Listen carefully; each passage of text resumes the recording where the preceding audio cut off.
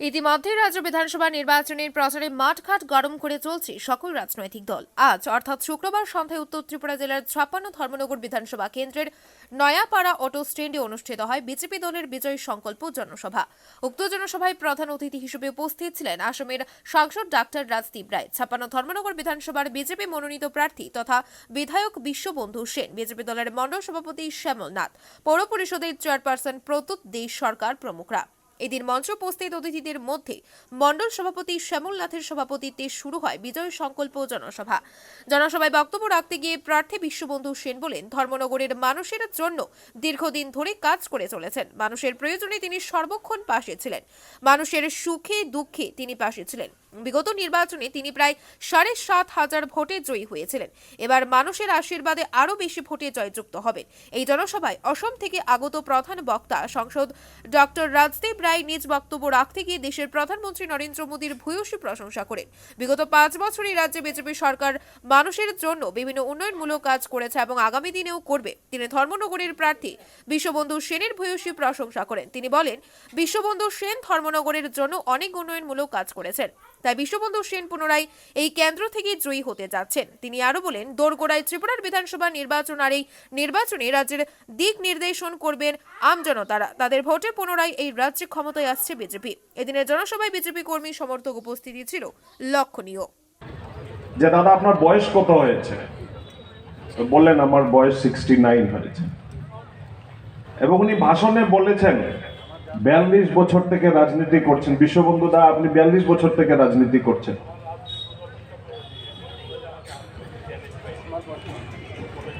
বিয়াল্লিশ 45 বছরের রাজনীতি। আপনার সামনে যে দাঁড়িয়ে আছি, আমার বয়স মাত্র 52। My age is only 52। আপনি 42 বছর থেকে রাজনীতি করছেন দাদা, আপনাকে প্রণাম, নমস্কার। এবং আমি আশা করছি মানুষের মধ্যে যেভাবে আমি তাদের চোখে তাদের আগামী দিনের ধর্মনগরের চেহারা, তাদের আশা দেখতে পাচ্ছি, তাতে নিশ্চিন্ত মনে হচ্ছে সেই আশার পূরণ আপনার দ্বারা হবে। এবং আমি আগামীতে আবার আসবো, নিশ্চয়ই আসবো। পৃথিবী গোল, আসা যাওয়া থাকবে। ধর্মনগরবাসীকে আমি ছোট একটা সন্দেশ দিয়ে দেওয়ার জন্য এসেছি। খুব বেশি সময় বক্তব্য রাখবো না। ভারতীয় জনতা পার্টি 1980 থেকে আজকে 2022, এই 42 বছরের যাত্রায় যারা ভারতীয় জনতা পার্টির ইতিহাসকে দেখেছে, তারা দেখেছে যে 2014 আগে, 1980 ইংরেজি থেকে 2014, ভারতীয় জনতা পার্টি একটার পর একটা ইলেকশন হেরেছে। ভারতীয় জনতা পার্টি হারকে কোনোদিন ভয় করেনি। এবং ভারতীয় জনতা পার্টির যে পূর্বের যে দল ছিল ভারতীয় জনসংঘ, সেই ভারতীয় জনসংঘ 1953 ইংরেজি থেকে একটার পর একটা ইলেকশন হেরেছে। একটার পর একটা ইলেকশন হেরেছে।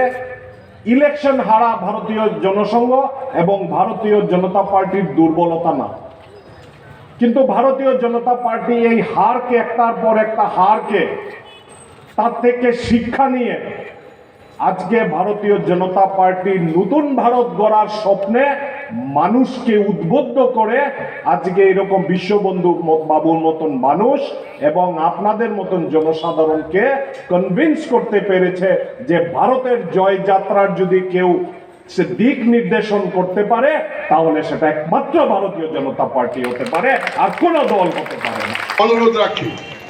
তো আমি আমার বক্তব্যকে আর দীর্ঘায়িত করছি না। শ্রী বিজয় ব্যানার্জি মহোদয়, নির্বাচনী প্রবাদিত মহোদয়কে মঞ্চে আসন গ্রহণ করার জন্য জানাচ্ছি। আসন গ্রহণ করার জন্য জানাচ্ছি ধর্মনগর মণ্ডল সভাপতি